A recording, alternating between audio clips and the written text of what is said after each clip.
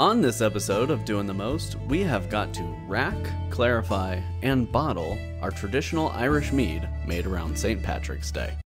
Homemade brews and various how-tos, everything from mead to roast, bake creation, fermentation, inebriation, doing the most.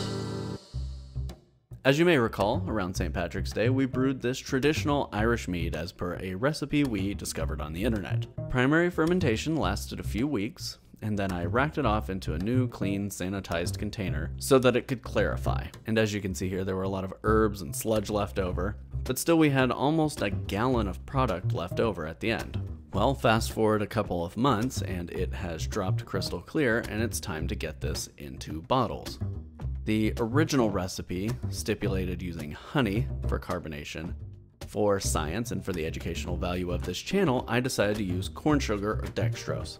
For a typical volume of carbonation, you would use about an ounce of dextrose per gallon of product.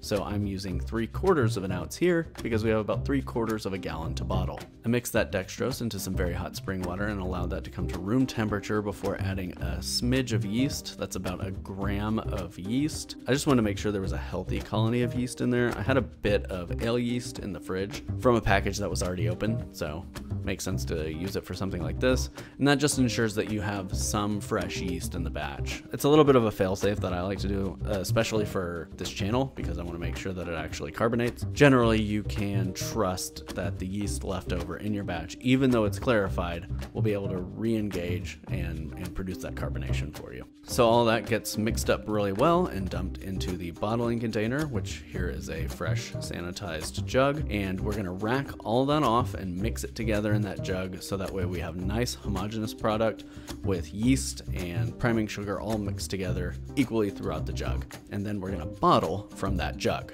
This is not an ideal setup for bottling. I was trying to keep everything within frame here so you could see how it works, but usually I'd have this a little bit higher up so we're working with a little bit more gravity. But I got the flow going and got it working.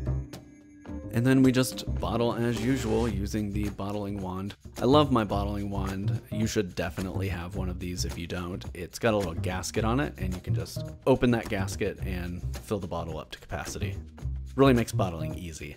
And I had plenty left over for a taste, and so I decided to give it a taste, even though it's probably got another 6 to 9 months before it's done. It was herbal, bordering on almost medicinal. This is not a recipe I would have developed, but you know, by next St. Patrick's Day, this might be drinkable. We shall see. I'll let you know. Thank you for watching. I know this was a short update, but I know people were asking for it, so I wanted to make sure I put it out. And then at some point in the future, we'll do a tasting of this. There's always a lot going on in the Doing the Most kitchen, so make sure you follow us on Instagram and Pinterest. That's Doing the Most OK. And of course, check us out at doingthemost.org.